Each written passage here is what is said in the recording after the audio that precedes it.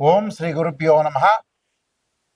కుజగ్రహ మార్పు సెప్టెంబర్ 13వ తారీఖున రాత్రి 9:23 నుండి అక్టోబర్ 27వ తారీఖున తెల్లవారుజామున 3:42 వరకు కూడా అంగారకుడు తులారాశిలో సంచారం చేస్తాడు.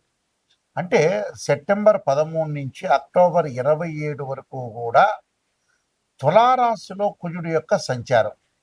అంటే కన్యారాశి నుంచి తులారాశిలోకి మార్పు చెందుతాడు.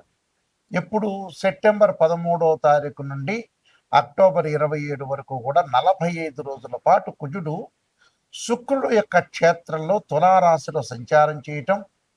ఈ కుజుడు కూడా స్వాతి విశాఖ నక్షత్రాల్లో సంచారం చేస్తాడు. మరి ఏ విధంగా ఉండబోతుంది? ముఖ్యంగా చూసుకునేటట్లయితే మనం చిత్తా నక్షత్రం 3వ పాదంలో ప్రవేశంతో చిత్తా నక్షత్రంలోను, స్వాతి నక్షత్రంలో, విశాఖ నక్షత్రంలతో మరి అంగారకుడు ఆయా నక్షత్రాల్లో ఉంటాడు. అంటే 3 నక్షత్రాల్లో ఉంటాడు అంగారకుడు. సహజంగా కుజుడి యొక్క ఫలితం ఏంటి, కుజుడి యొక్క కారకత్వం ఏంటి మనం తెలుసుకోవాలి కదా. సహజంగా ఇవన్నీ కూడా గోచారీత్యా చెప్పబడే ఫలితాలు అంటారు. కుజుడు వాళ్ళ రాశి దగ్గర నుంచి 3, 6, 11 స్థానాల్లో సుఫలితాలను ఇస్తాడు. మిగతా వాటిల్లో మధ్యమ ఫలితాలు, మిగతా వాటిల్లో చెడు ఫలితాలు ఇచ్చే అవకాశం అనేది ఖచ్చితంగా ఉంటుంది. ఇది గోచారీత్యా చెప్పబడే ఫలితం అంటారు. అలానే సత్వ భ్రూ ప్రాకార రోగ శ్రవణ సాహస శస్త్ర అగ్ని సందర్శన ఉత్పాటన భాతృక కుజ అంటారు. అంటే భాతృక కుజ అంటారు. అంటే కుజుడు ఎలా ఉంటాడు? భూ సంబంధమైన వ్యవహారాలు, కోర్టు, రియల్ ఎస్టేటు, అన్నదమ్ముల విషయాల్లో కానీ, అన్నదమ్ముల మధ్యలో సంబంధాలు కానీ, శారీరక బాధలు, అలానే కెమికల్ కంపెనీసు, అలానే మిషనరీ, మార్కెటింగు, భూమి, ఇండ్లు నిర్మాణం, కన్స్ట్రక్షను, అగ్రికల్చర్ ల్యాండు, న్యాయ వ్యవస్థ, రక్షణ భటులు, న్యాయవాదులు, జడ్జీలు, సైన్యము, అలానే ఏదైతే మేనేజ్మెంటు, భూములు అమ్మడము, కొనడము, అలానే మేస్త్రీ పనులు, యంత్ర సంబంధమైన విషయాలు, మెకానికలు, రోగములు, శస్త్రచికిత్సలు, అగ్ని భయములన్నీ కూడా కలిగే గ్రహం ఏమిటి అంటే కుజుడు. అంటే ఇవన్నీ కూడా అంగారక గ్రహం వల్ల ఏర్పడతాయా అని అర్థం. అంటే ఇక్కడ భూములు కానీ, ఇండ్లు కానీ, రోగాలు కానీ, నరదృష్టి కానీ, ఆపరేషన్స్ కానీ, అలానే అన్నదమ్ముల మధ్యలో కోర్టు సమస్యలు కానీ, అన్నదమ్ముల మధ్యలో కూడా పంచాయతీలు కానీ, డిఫరెన్స్ ఆఫ్ ఒపీనియన్స్ కానీ, ఇవన్నీ కూడా తెలిపే ప్లానెట్ ఏంది, రిప్రజెంటివ్ చేసే ప్లానెట్ ఏంటంటే మార్స్ ప్లానెట్. మార్స్ ప్లానెట్ అనేది రిప్రజెంటివ్ చేసే కొన్ని విషయాలు ఉంటాయి. ఎలాంటి విషయాలు? నేను ఇందాక చెప్పినట్టుగా భూమికి సంబంధించిన ఇళ్ళు, అలానే ఫ్లాట్సు, కన్స్ట్రక్షను, కోర్టు ఇష్యూసు, లా, న్యాయవాదులు, అలానే కెమికల్ కంపెనీసు, అలానే కోర్టు సమస్యలు, మిషనరీకి సంబంధించినవి, మెడికల్ సంబంధించినవి, కెమికల్ కంపెనీస్, ఇవన్నీ కూడా ఆపరేషన్స్, ఇవన్నీ కూడా తెలిపేవి ఏంటంటే మార్స్ ప్లానెట్ రిప్రజెంటివ్ చేస్తుంటుంది. అంటే మార్స్ ప్లానెట్ అనేది ఎట్టి పరిస్థితుల్లో కూడా అనుకూలంగా ఉండాలి. ఈ మార్స్ ప్లానెట్ కూడా ఈ 45 రోజుల పాటు తన సొంత నక్షత్రమైన కుజుడు నక్షత్రము, అలానే స్వాతి నక్షత్రము, రాహు నక్షత్రమైన స్వాతి నక్షత్రంలో సంచారం చేయటం, గురు నక్షత్రమైన విశాఖ నక్షత్రంలో సంచారం చేయటం వల్ల, కుజుడు శుక్రుడు యొక్క రాశి అయిన తులారాశిలో సంచారం చేయటం వల్ల ద్వాదశ రాశుల వాళ్ళకి ఎలాంటి ఫలితాలు ఉండబోతాయని ఒక్కసారి తెలుసుకుందాం. ద్వాదశ రాశుల్లో 6వ రాశి అయిన కన్యా రాశి వాళ్ళకి కుజగ్రహ మార్పు ఏ విధంగా ఉండబోతుంది? ముఖ్యంగా ఇవన్నీ కూడా గోచారీత్యా చెప్పబడే ఫలితాలు అంటాం మనం. కన్యారాశి వాళ్ళకి తృతీయాధిపతి అయిన కుజుడు, అష్టమాధిపతి అయిన కుజుడు ద్వితీయ స్థానంలో శుక్రక్షేత్రంలో ఉండటం వల్ల ఎలాంటి ఫలితాలు, ఎలాంటి మార్పులు జరగబోతున్నాయో చూసుకోవాలి. ఇవన్నీ కూడా గోచారీత్యా చెప్పబడే ఫలితాలు మాత్రమే గమనించాలి వీళ్ళందరూ కూడా. అలానే కుజుడు శుక్రుడికి సముడవుతాడు, అలానే శుక్రుడు కుజుడికి కూడా సముడవుతాడు. అలానే ద్వితీయ స్థానంలో కుజుడి యొక్క ప్రభావం ఏ విధంగా ఉండబోతుందో ఒకసారి తెలుసుకుందాం. ఆర్థిక సంబంధించిన సమస్యల్లో పొదుపును పాటించాలి. ఫైనాన్షియల్ పరంగా ఇంక్రీజ్ అవుతుంది కానీ, డెవలప్మెంట్ అవుతారు కానీ, ఎక్కడో ఒక 25% ఖర్చయ్యే అవకాశాలు బాగా ఎక్కువగా ఉంటాయి కాబట్టి కొంత పొదుపులను పాటించండి. చాలామంది కూడా ఈ మధ్య కాలంలో డబ్బు మంచి చేస్తుంది, చెడు చేస్తుంది. ఎక్కడ ఖర్చు పెట్టాలో తెలుసుకోవాలి. అలానే ఎక్కడ పొదుపు చేయాలో కూడా తెలుసుకోవాలి ఖచ్చితంగా. అంటే ఈ విషయాలు ప్రత్యేకంగా శ్రద్ధ పెట్టాలి వీళ్ళందరూ కూడా. చాలామంది కూడా డబ్బును మనం ఖర్చు పెట్టేటప్పుడు చాలామంది ఏం ఆలోచన చేస్తుంటారంటే ఎక్కడ పడితే అక్కడ ఖర్చు పెడుతుంటారు. అసలు నిజానికి వచ్చేటప్పుడు వీళ్ళు ఖర్చు పెట్టలేకపోతుంటారు. నిజంగా జాతకపరంగా ఏ విధంగా ఉండబోతుంది, కుజుడు నీచ స్థానంలో ఉన్నాడా, జన్మ జాతకంలో ఏ విధంగా ఉందో కూడా తెలుసుకోవాలి. అయితే కుజుడు ద్వితీయ స్థానంలో ఉండటం వల్ల గోచారీత్యా ఎలాంటి ఫలితాలు జరగబోతున్నాయి అంటే ఆర్థిక సంబంధించిన విషయాలు బాగున్నా ఒక 25% అనవసరమైన ఖర్చులు ఉంటాయి కాబట్టి ఆ ఖర్చు తగ్గించుకొని ముందుకు వెళ్ళాలి. అలానే నూతన వ్యాపారాల విషయంలో కొద్దిగా జాగ్రత్తగా ఉండాలి. వ్యాపార విస్తరణ జరుగుతుంటుంది, బిజినెస్ అనే డెవలప్మెంట్ జరుగుతుంది. కానీ నూతనంగా ఎక్కడ కూడా వ్యాపారం పెట్టకుండా అలానే ఎక్స్పాండ్ చేసుకోవచ్చు. వృత్తి వ్యాపారాల యందు కొంత డిస్ప్యూట్స్ జరుగుతుంటుంది. డిస్ప్యూట్స్ అంటే భాగస్వామ్యంతో ఏదైతే ఉంటామో వాళ్ళతో చిన్న చిన్న లిటిగేషన్స్, గొడవలు రావటం, మనస్పర్ధలు వచ్చే అవకాశాలు ఎక్కువగా ఉంటాయి. అలానే భార్యాభర్తల మధ్యలో కొంత వివాదాలు రాచుకోకుండా ఏకాభిప్రాయం సాధన. భర్త ఒక మాట అంటే భార్య ఒక మాట అంటాం, భార్య ఒక మాట అంటే భర్త ఒక మాట అంటాం. ఏకాభిప్రాయం లేకపోవడం జరిగే అవకాశాలు ఎక్కువ ఉంటాయి. ఏకాభిప్రాయ సాధన కోసం కొంత కృషి చేయాలి. అలానే శరీరంపై ఏదైతే ఉంటుందో గాయాలు తగలకుండా, అలానే దుర్మార్గుల వల్ల కొంత ఇబ్బందులు కలగకుండా చూసుకోవాలి.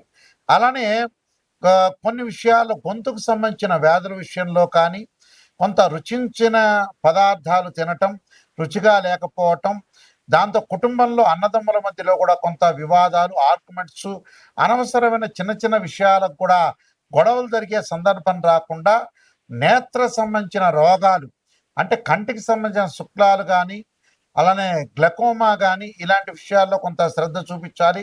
ఒంటికి గాయాలు తగలకుండా చూసుకోవాలి. ఏదైనా మనం ఇల్లు కొనుగోలు చేయాలన్నా, అగ్రికల్చర్ ల్యాండ్ కొనుగోలు చేయాలన్నా, అలానే బిల్డింగ్ కట్టించాలన్నా మేస్త్రీలకి అలానే బిల్డర్కి కానీ ఇంటి ఓనర్కి కానీ గొడవలు జరగకుండా చూసుకోవడం చాలా మంచిది. శారీరక పరంగా బాధలు జరగకుండా అలానే న్యాయవాదులకు కొంత మానసికంగా ఆందోళన జరగకుండా చూసుకోవాలి. అంటే ఇవన్నీ కూడా ఆందోళన కలిగే అవకాశాలు ఎక్కువగా ఉంటాయి. అలానే కెమికల్ కంపెనీలో పనిచేస్తున్న వాళ్ళకి కానీ, రియల్ ఎస్టేట్ వాళ్ళకి కానీ, కోర్టు వ్యవహారాల విషయంలో కూడా అన్నదమ్ములు రాజీ వచ్చే ధోరణికి చేసుకోవడం చాలా ఇంపార్టెంట్. అంటే డిస్ప్యూట్స్ కంటే కూడా రాజీ ధోరణి అవలంబించడం చాలా ఇంపార్టెంట్. ఇక్కడ కాంట్రవర్షన్ కంటే కాంప్రమైజింగ్ ఇస్ బెస్ట్ పాలసీ అంటారు. కాబట్టి ఎప్పుడు కూడా కాంట్రవర్షన్ అనేది ఉండకూడదు. Compromising is best policy. కాబట్టి కోర్టు ఇష్యూస్ రాకుండా కుటుంబ పరంగా కూడా ఫ్యామిలీ పరంగా ఏదైతే రిలేషన్ ఉందో నాట్ ఓన్లీ వైఫ్ అండ్ హస్బెండే కాకుండా బ్రదర్స్ అండ్ సిస్టర్సు అలానే కజిన్ బ్రదర్సు అలానే దాయాదుల విషయంలో కానీ అలానే కుటుంబ పరంగా తండ్రి కొడుకుల మధ్యలో కానీ అలానే ఏదైతే అత్తగారు మామగారు మధ్యలో కానీ ఆర్గ్యుమెంట్స్ లేకుండా చూసుకొని ముందుకు వెళ్ళాలి. నేను వీళ్ళకి మంచి జరగడానికి కొన్ని పరిహారాలు చెప్పబోతున్నాను. ఆ పరిహారాలు మీరు పాటించండి. మీకు ఖచ్చితంగా డెఫినెట్లీ మీకు మంచి జరిగే అవకాశం ఖచ్చితంగా ఉంటుంది. ముఖ్యంగా మనకి కుజగ్రహము ఏదైనా సరే జన్మజాతకాన్ని బట్టి నీచరాశిలో ఉన్న అలానే శత్రుక్షేత్రంలో ఉన్నా కూడా కుజుడు మనకు గోచారీత్యా బాగలేకపోయినా కొన్ని ప్రత్యేకమైన పరిహారాలు చేసుకోవడం చాలా ముఖ్యమైన విషయం. ఎందుకంటే కుజగ్రహం అనేది సహజంగా ఉచ్చస్థానాన్ని మనం చూసుకుంటాం. ఉచ్చస్థానం అనేది ఎక్కడ ఉంటుందో చూసుకుంటాం. చూసుకున్న తర్వాత దాని యొక్క నీచ స్థానాన్ని కూడా మనం గమనిస్తూ ఉంటాం. అయితే ఇక్కడ గోచారీత్యా ఇక్కడ మనకి కుజుడు అనుకూలంగా లేకపోయినా మనం పుట్టినప్పుడు బర్త్ చార్ట్ అనేది ఒకటి ఉంటుంది, జన్మజాతకం అనేది. ఈ జన్మజాతకంలో కూడా కుజుడు నీచ స్థానంలో ఉన్న, కుజుడు శత్రుక్షేత్రంలో ఉన్న, కుజగ్రహంతో అనేక గ్రహాల యొక్క కలయిక కలిగి అది ఏదైతే మనకి చెడు ఫలితాలను ఇచ్చే అవకాశం అనేది కొన్ని కుజుడు ఉంటుంది. కాబట్టి కుజుడు అసలు ఏ స్థానంలో ఉంటుందో మనం తెలుసుకోవాలి. అంటే నీచ స్థితి అంటే జన్మజాతకంలో కర్కాటక రాశి నీచ స్థానం. అలానే కర్కాటక నుంచి మనం లెక్క వేసుకుంటే సప్తమం అనేది మకర రాశి. మకర రాశిలో కుజుడు ఉచ్చస్థానంలో ఉంటాడు. కుజుడికి వచ్చేటప్పటిగా సహజంగా మేష వృశ్చిక రాశులు అనేవి స్వక్షేత్రాలు అని అర్థం. అంటే ఏదైనా సరే జన్మజాతకాన్ని చాలా ఇంపార్టెంట్. ఇవన్నీ కూడా గోచారీత్యా చెప్పబడే ఫలితాలు అంటారు. గోచారీత్యా కూడా ముఖ్యంగా మనకి ఏ విధంగా ఉండబోతుందో చూసుకోవాలి. అలానే మన జన్మజాతకంలో కూడా కుజమార దశ కలిసి వస్తుందా లేదా చూసుకోవాలి. కుజుడు నీచ స్థానంలో ఉన్నాడా లేదా చూసుకోవాలి.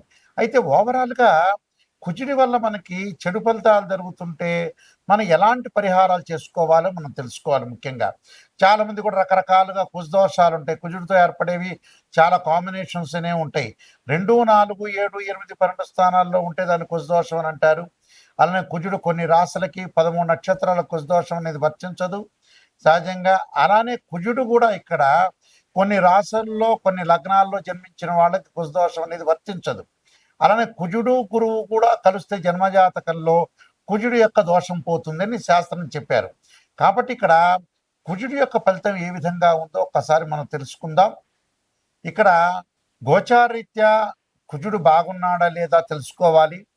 నెక్స్ట్ వచ్చేటప్పటికల్లా కేవలం నాట్ ఓన్లీ ట్రాన్సిట్ సిస్టమే కాదు, గోచారమే కాదు, జన్మజాతకంలో కూడా కుజుడు ఎక్కడ ఉన్నాడు అంటే నీచ రాశిలో ఉన్నాడా, కర్కాటక రాశిలో ఉన్నాడా, కుజుడు ఉచ్చస్థానమైన మకర రాశిలో ఉన్నాడా, వారు ఏ లగ్నంలో జన్మించారో ఆ లగ్నాన్ని కుజమార్దశ కలిసి వస్తుందా లేదా తెలుసుకోవాలి. కుజుడు గోచారీత్యా కూడా మంచి స్థానంలో ఉన్నాడా లేదా అంటే శుభస్థానంలో ఉన్నాడా లేదా తెలుసుకోవాలి.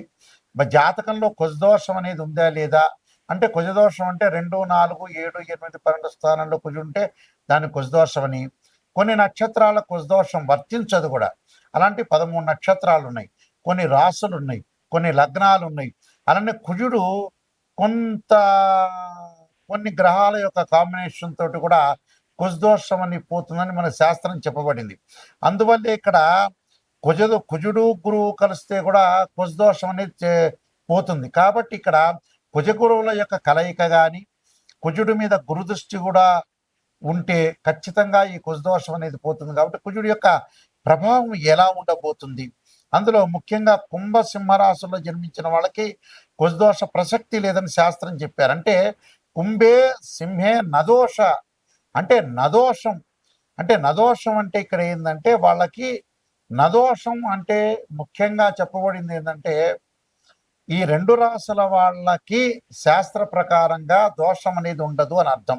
అంటే గురుమంగళ సంయోగే భౌమ దోష నవిద్యతే అన్నారు ఇక్కడ. అంటే గురువు కుజుడితో కలిసిన అలానే గురువు యొక్క దృష్టి కుజుడి మీద ఉన్నా కూడా ఇక్కడ కుజదోషం అనేది వర్తించదు అని చెప్పారు. అలానే కుంభే సింహే నదోష స్యాత్ అంటారు. అంటే కుంభంలో కానీ సింహరాశిలో జన్మించిన వాళ్ళకి కుజదోషం వర్తించదని శాస్త్రంలో చెప్పారు. కాబట్టి కుజదోషం నిజంగా ఉంది, కుజుడు గోచారీత్యా బాగలేదంటే దాని ప్రత్యేకమైన పరిహారాలు అంగారకాయుజ్ఞే శక్తి అస్థాయిమే తన్నో భౌమ ప్రచోదయాత్ అనే మంత్రాన్ని, అలానే అంగారక పాశుపతాస్ రుద్రాభిషేకాన్ని చేసుకోవాలి. దానితో పాటు ముఖ్యంగా అంగారకుడు సంబంధించిన పాశుపతాస్ హోమం చేసుకోవటం చాలా ఇంపార్టెంట్. అంగారకుడు సంబంధించిన పాశుపతాస్ హోమము భుజ జపం ఉంటుంది 7000 సార్లు బ్రాహ్మణోత్తములు చేస్తారు. అంగారక పాశుపతాస్ రుద్రాభిషేకంతో పాటు కందుల దానం చేయటం, అలానే ఎర్రని వస్త్రము, ఎర్రని పూలు, ఎర్రని చెప్పులు, ఎర్రని గొడుగు దానం చేయాలంటారు. అలానే అంగారకుడు రక్తవర్ణం రక్తగంధంలో ఉంటాడు. అలానే ఏదైతే ఎరుపు రంగల శివలింగానికి అంగారక పాశుపతాస్ రుద్రాభిషేకం చేయాలి.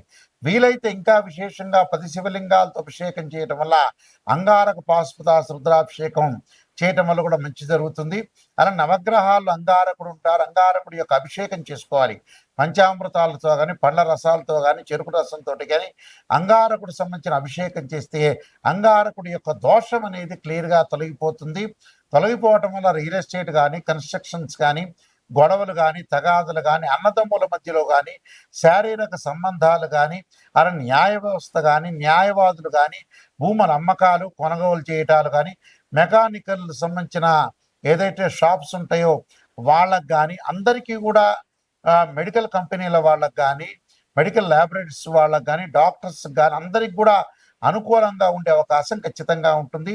మీ అందరికీ కూడా అంగారకుడు సుబ్రహ్మణ్య స్వామి అనుగ్రహం కలగాలని ఆశిస్తూ సర్వే జన సుఖినో భవంతు.